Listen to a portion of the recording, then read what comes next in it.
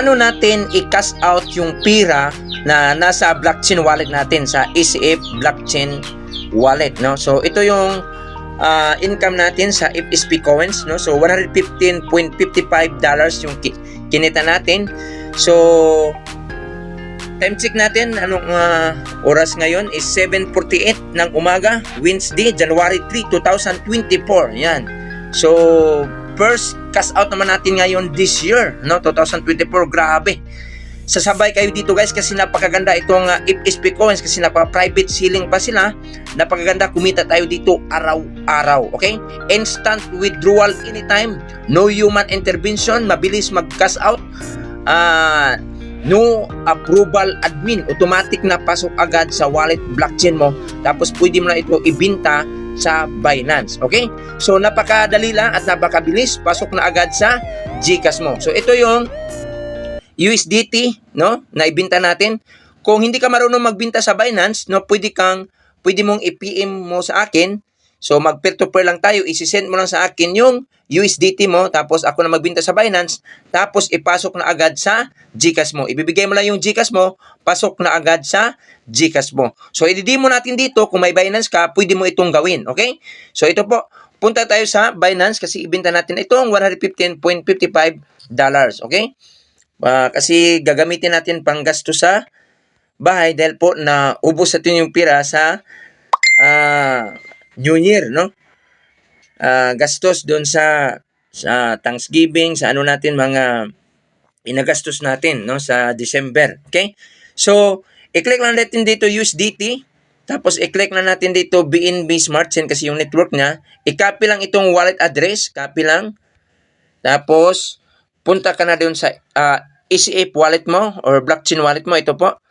So i-click natin dito, i-click transfer, no, i-paste mo lang dito yung wallet address sa taas, paste mo lang yan. Make sure na tama yung wallet address, tapos i-click mo lang yung all. Okay? Tapos i-click natin next step. Next step. Tapos ilagay yung password. I-click mo lang okay. Yan, transaction broadcast. So, pumasok na yan sa Binance mo. So, napakadali, no? Napakabilis, no? So, check mo lang dito sa Binance. Dito yan sa, wala naman laman ng Binance natin, no? Yan, your deposit processing, yan, no? Lumabas na sa Binance, may notification. Makita yan dito sa spot, tapos dito sa transaction, ito, transaction history. Makita yan dito. Yan, so dito pa nag-confirming pa siya. So hintay-hintay lang natin ng ilang seconds. Okay, pumasok na po guys, no? So ito na, 115.5 nan. Yan yung kinita natin. So ano natin? Yan, i-screenshot natin, no? So kumita na tayo. Yan. So yan, pumasok na sa transaction history completed, no? So bago lang din tayo nag-withdraw, no? Kaka-withdraw pa lang din natin, no? December 29, tapos withdraw naman tayo ulit, no? $115.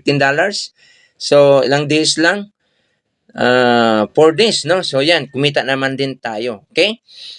So, paano ba yan natin ipasok sa GCash? So, ganito lang po. I-click mo lang dito, transfer. I-transfer muna sa funding.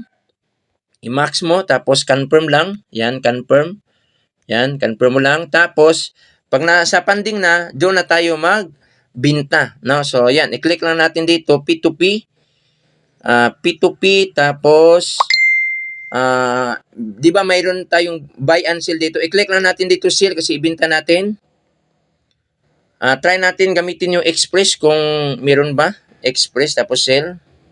Yan, so Express, tapos, ang palitan nila is 55.61. So, ang selling rate niya is 55.61 kasi yon ang selling rate. Ang buying rate medyo mahal. Ang selling rate medyo mura. Yan. So, i-click na natin dito sell USDT. I go to P2P. Wala siguro Express. Ang gawin nating payment method dito is GCash. Ipapasok niya sa GCash. I-click lang natin dito yung GCash. I-click na yung payment method tapos i-click yung GCash. Tapos confirm mo lang. So, magkano yung pila natin? Nasa 6,000. So, pili tayo dito na sa limit. Tingnan natin yung limit. 10,000, 42, 10,000. Hanapin natin dito. 3,000 to 27. Ito. no? 55.50 yung price niya. So, depende kasi yan sa merchant eh. So, 3,000 to 27,000, pues pasok tayo dito sa limit, okay? Click na natin dito yung sell. So, tapos, i-click na natin dito all. So, ibenta natin lahat, no? $115. So, ang pira mo is nasa 6,413.03. 6,413.03. So, i-click natin dito, sell USDT.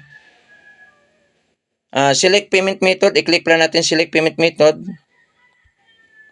GCash. Yan, GCash. Yan. So, i-click natin dito, sell USDT. Yan. So, hintayin natin. Pwede natin i-message dito. Ito po, GCash ko. 0917-439-8687. 3987 Jonathan. Ibigay mo lang. Para, para ma-verify lang niya. Okay, na ikaw yung papadalhan. So, yan. Ang bilis, no? So, pinadala na daw niya. So, bago mo i-release yung coins mo na 115, titingnan mo muna itong pumasok ba itong 6,413.02. So, punta tayo sa GCash. Buksan natin yung GCash. Tingnan natin kung pumasok. Yan. So, check natin dito. So, login muna ako. Login. So, yan po GCash natin. So, meron tayong 4,510.32 dito. So, check natin kung pumasok. Yan. So, pumasok na. 6,413.02. So, check natin. 6,414.02. Yan po. So, tugma po, no? So, nasa transaction history. I-click mo na yung transaction. So, i-click mo yung home dito. Yan. So, meron na tayong 10,923.34. Yan na po. So, yun ang pumasok na. Nasa GCash na po natin. Yan. So, malinaw po. 6,413.02. So, ngayon, i-release mo po, no? I-release mo dito sa Binance. Punta ka dito sa Binance para i-release mo po. I-click mo payment receive. Tapos, i-click mo dito, I have received verified following amount. Tapos, i-click mo lang confirm release. I-release mo yung coins mo na bininta na 115. Okay? Na natin. So, release mo lang. Tapos, kunin yung verification code sa Google Authenticator. So, hindi kasi yan i-release pag walang authenticator code. So, very safe and secure yung Binance, no? Pag andyan na yung pira mo sa Binance, safe and secure na po yan. So, yun sa blockchain wallet din, ganun din. Basta tinatago mo yung 12 phrase, okay? Hawak mo na yung pira na yan, okay? Yan, confirm, is completed. Yan, successful na po.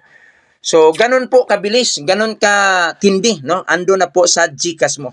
So, sabay kayo guys, no? Huwag kayo magpahuli kasi napakaganda ito.